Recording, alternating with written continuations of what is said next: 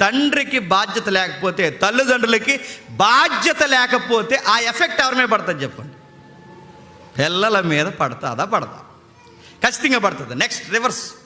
అదే తల్లిదండ్రులు మంచోళ్ళై ఉండి బాగా సంపాదించి, ఉద్యోగాలు సంపాదించి, అకౌంట్స్ బాగా మెయింటైన్ చేస్తే ఇప్పుడు ఈ పెద్దోళ్ళు సంపాదించిన ఈ లెవెల్స్, పెద్దోళ్ళు సంపాదించిన ఈ ప్రాస్పరిటీ, ఈ సమృద్ధిని ఎవరు అనుభవిస్తారు చెప్పండి? పిల్లలు. అంటే తల్లిదండ్రులు బాగుంటే చెప్పండి పిల్లలు బాగుంటున్నారు, తల్లిదండ్రులు బాగోకపోతే పిల్లల భారాన్ని మోస్తారు. యెర్మీయా అదే చెబుతున్నాడు.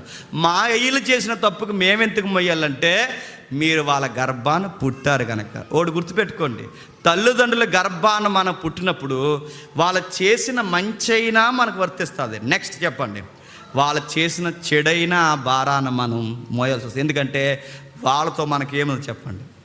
బంధం ఉంది.